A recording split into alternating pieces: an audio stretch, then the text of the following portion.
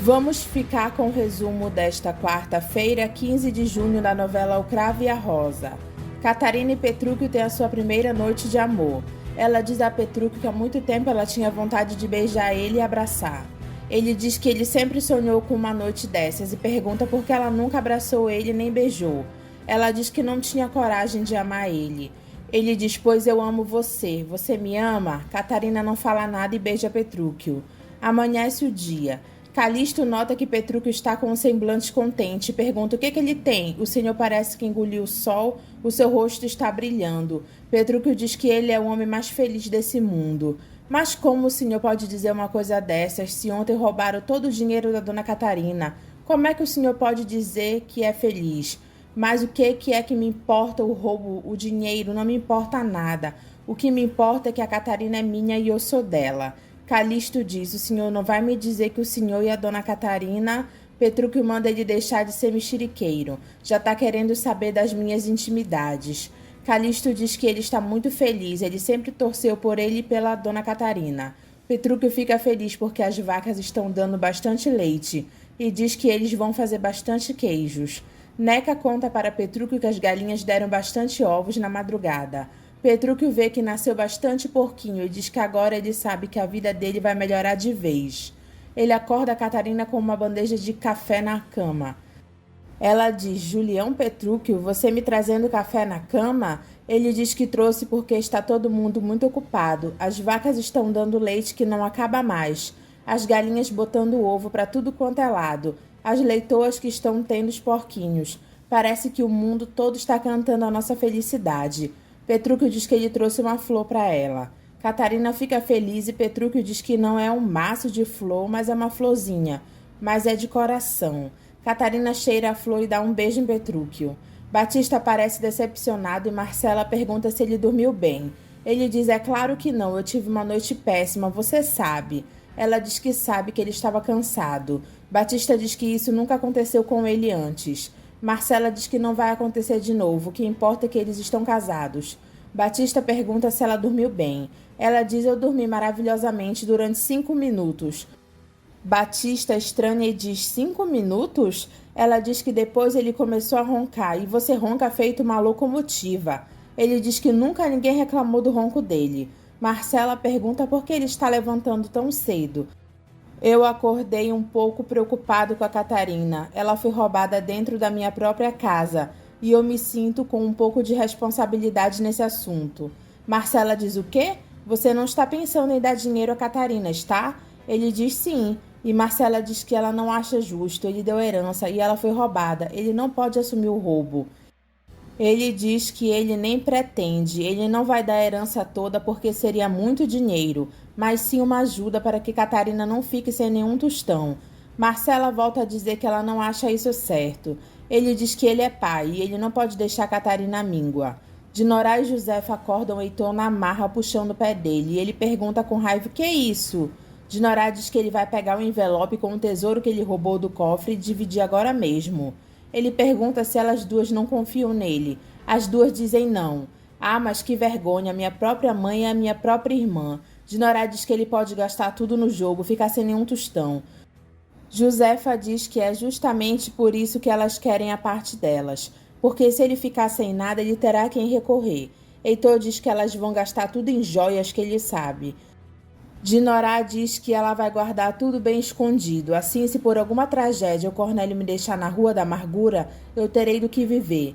Heitor diz que é só ela se comportar, que ela não acabará na Rua da Amargura. Josefa diz para eles não brigarem. Heitorzinho, nós queremos a nossa parte.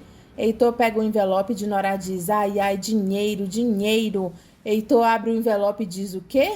Ele mostra para Dinorá que são folhas em branco. Dinorá fica chocada e diz: o quê? Heitor diz que o envelope só haviam folhas em branco. Dinorá pergunta a Heitor se ele pensa que ela é idiota. Josefa diz para ele não brincar, porque ele pegou os títulos e agora ele está querendo enganar elas. Heitor diz que ele jamais faria uma coisa dessas. Esse foi o envelope que eu peguei, eu juro. Dinorá chama ele de falso e diz que ela deveria chamar o Cornélio e mandar ele colocar ele para fora de casa agora mesmo. Aliás, é o que eu vou fazer. Heitor manda ela chamar o Cornélio mesmo, que ele aproveita e conta para ele que ela teve um caso amoroso com o Celso. Chama! Dinorá chama ele de monstro, chantagista, e ele diz, irmã desnaturada. Josefa se mete no meio e diz que se ele estiver dizendo a verdade. Dinorá diz que ela sente o cheiro da mentira de longe. Pois eu estou falando a verdade, mamãe. E Dinorá, eu juro que esse envelope foi o que eu tirei de dentro do cofre. Josefa diz que ela acredita em Heitor e que Dinorá deve acreditar no irmão dela. Afinal de contas, raciocina, se ele estivesse com o dinheiro, ele já não estaria mais aqui.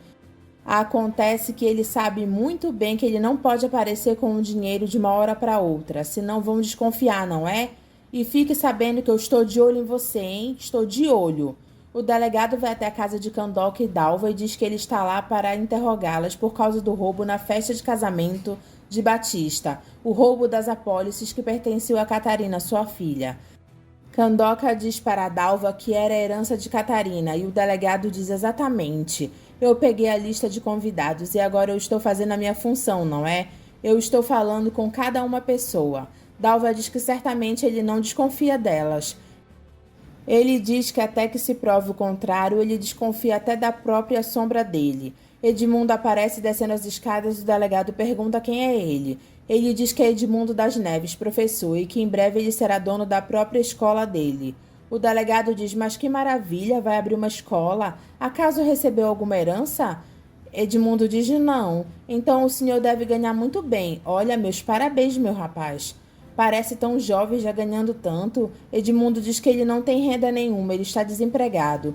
O delegado diz, então como você poderia montar uma escola? Esse seu otimismo me parece um pouco suspeito. Dalva e Candoca ficam preocupadas por Edmundo, e o delegado manda o rapaz que está com ele anotar sobre Edmundo. E ele anota. Bianca dá um sorriso e diz bom dia a Marcela, e pergunta como foi a noite dela. Marcela manda ela não ser curiosa, não fica bem para uma mocinha da idade dela perguntar como foi a primeira noite de lua de mel, de uma senhora casada. Bianca diz que ela não teve a intenção, ela só quis ser agradável. Marcela manda ela observar as olheiras dela, as pregas no rosto dela e o ar de felicidade dela e diga se eu passei bem a noite. O seu pai roncando parece um motor de carro? Mimosa olha com uma cara assustada para Bianca. Bianca diz que ela nem sabe o que dizer, tomara que no futuro seja melhor. Mimosa diz que é assim mesmo, ela estava habituada com uma cama inteira de solteira para ela. Só que agora ela vai ter que se habituar com a vida de casada. Eu fico admirada com a sua experiência com a vida de casada. Mimosa diz que ela nunca foi casada, ela só falou por falar. Eu agradeço muito o seu palpite, mas eu dispenso. O que está fazendo aí parada? Mimosa diz conversando com a senhora. Mas até que é uma maneira mais útil de passar o tempo conversando, pois vai me buscar uma bandeja de café. Mimosa diz sim, senhora. Bianca diz para Marcela não ficar brava com a Mimosa, porque ela gosta assim de um dedinho de prosa, mas ela é bem eficiente. Enquanto a eficiência não se preocupe, eu garanto que nas minhas mãos ela passará a ser muito eficiente. Bianca pergunta a Marcela se ela deixa ela sair com ela na rua para encontrar o professor. Marcela diz mais outra vez, eu pensei que você e ele já tinham dito tudo o que tinham para dizer. Bianca diz que assim que Edmundo melhorar a situação financeira dele, ele vai pedir a mão dela, a Batista. Mas é claro que ele deve estar disposto a pedir a sua mão, minha querida. Os pretendentes rondam em torno de você como ratos em torno de queijo suíço. Você é rica. Bianca diz não, o professor me ama de verdade. Marcela diz que quando ela aceitou o pedido de casamento do pai, ela disse que ela iria colocar ordem na casa e ela vai fazer isso. Bianca pergunta como assim? Marcela diz que ela está proibida de sair do quarto dela pelo resto do dia. Bianca fica de boca aberta e diz que ela não está entendendo. Eu vou repetir só mais uma vez, então presta atenção. Você está proibida de sair do seu quarto. Você não pode me proibir, você não é minha mãe, mas eu sou a sua madrasta e você me obedeça e não me tira do sério. Mas e o professor? Marcela diz que ela já tem pretendente, que é o Dr. Teodoro. Bianca diz não. Eu só fingi que aceitava o Dr. Teodoro porque você havia pedido para me fazer isso, mas você me prometeu, Marcela. Marcela diz prometeu. Ai, Bianca, eu prometo que eu vou te transformar numa moça de respeito. Você ainda vai me agradecer por isso. Não se esqueça, nada de sair do quarto. Batista chega à fazenda de Petrúquio. Petrúquio aparece e pergunta a Batista como é que vai a vidinha dele de casado e o chama de meu sogro. Ele diz, vai bem, mas não precisa fazer perguntas indiscretas, Petrúquio. Petrúquio diz que não tem nada de indiscreto, porque ele acha a vida dele de casado muito boa. Batista diz: boa, isso quer dizer que você e a Catarina finalmente se entenderam. Catarina é o meu favo de mel, eu sempre disse isso. Batista diz a Catarina que ele pensou bem. Ela foi roubada na casa dele.